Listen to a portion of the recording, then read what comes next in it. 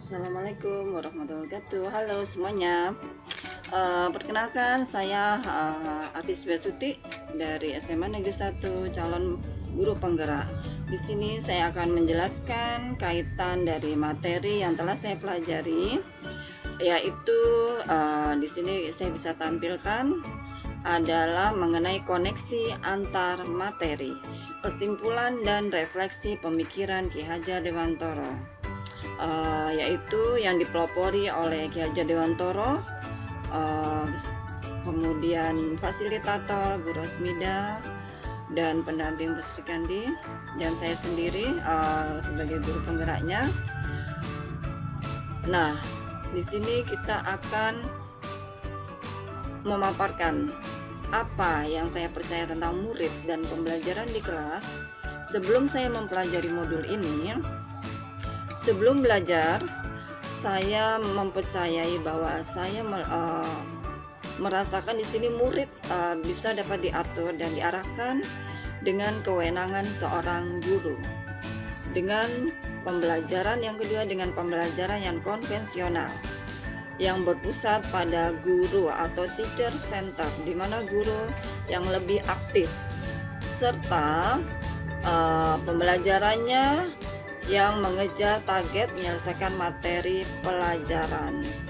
Ya, jadi ini sebelum saya mempelajari modul ya dari Ki Hajar Dewantoro. Kemudian yang merubah dari pemikiran atau perilaku saya setelah mempelajari filosofi pemikiran Ki Hajar Dewantoro, alhamdulillah saya bisa menerapkan merdeka belajar yang holistik, yaitu kita dapat mencipta ya dengan menerapkan kognitif dalam sekolah atau dalam kelas, kemudian ada rasa itu sebagai afektifnya dan karsa sebagai psikomotoriknya. Ya, jadi semua aspek ini kita pelajari atau kita nilai kognitif, afektif, dan psikomotorik. Kemudian saya bisa menerapkan juga dari trilogi Ki Hajar Dewantoro, yaitu Ingarso Suntolodo, yaitu di depan kita memberikan panutan atau contoh teladan kepada murid, tidak hanya di depan. Kemudian ada yang kedua, yaitu trilogi yang kedua adalah Ing Madya Mangunkerso, yaitu di tengah-tengah kita membimbing, memberi semangat pada siswa didik dengan penuh kesabaran, ya, dengan penuh asih dan asuh dan asah. Kemudian kita lanjut lagi dengan yang ketiga, yaitu Tuturi Handayani, yaitu kita di belakang memberikan dorongan atau nasihat kepada siswa.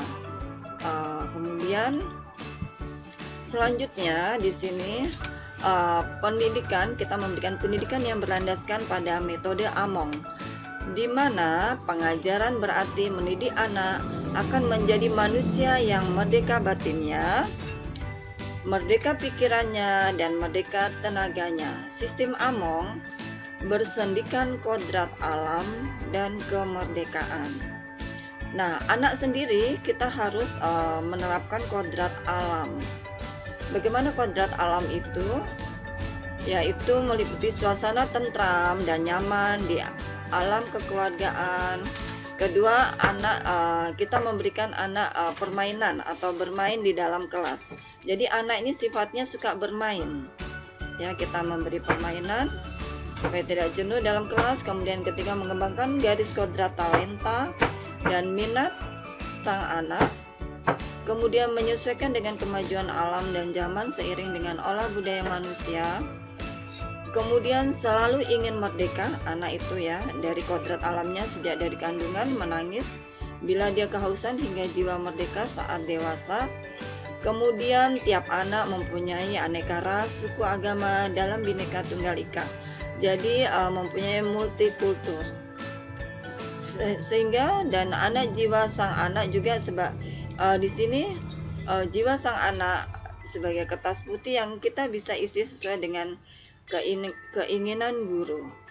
Kemudian usia pubertas atau akil balik adalah usia emas sang anak yang menjadi dasar pembentukan karakter di hari dewasanya. Nah, untuk kodrat kemerdekaan itu meliputi hak untuk mengatur dirinya sendiri. Sistem Among melarang pelaksanaan hukuman dan pemaksaan dalam KBM, kegiatan belajar mengajar, karena akan menghambat pertumbuhan jiwa merdeka sang anak.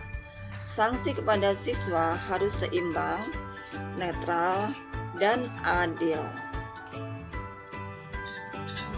Oke, di sini yang saya bisa terapkan agar kelas saya mencerminkan pemikiran Ki Hajar Dewantara, yaitu pendidikan yang menyenangkan, bermula dari kebutuhan untuk meningkatkan potensi siswa itu sendiri, yaitu dengan cara aktualisasi diri atau student center, pendidikan yang berpusat pada siswa, kemudian merdeka belajar, siswanya itu belajar dengan merdeka, kemudian berinteraksi, komunikasi dengan baik, dan belajar bersama atau berkolaborasi akan menciptakan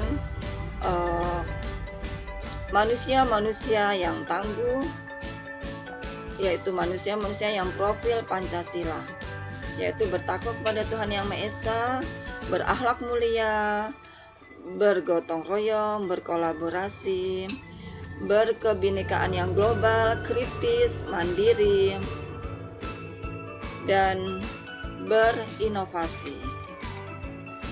Oke, selanjutnya dengan tidak meninggalkan adat budaya setempat atau lokal, maka kita menambahkan pendidikan yang menyenangkan dengan menggandeng membawa keselarasan adat dan budaya siswa masing-masing atau siswa setempat, yaitu dengan membuat multikultur.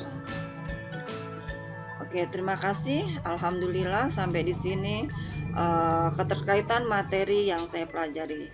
Terima kasih. Salam semangat guru penggerak.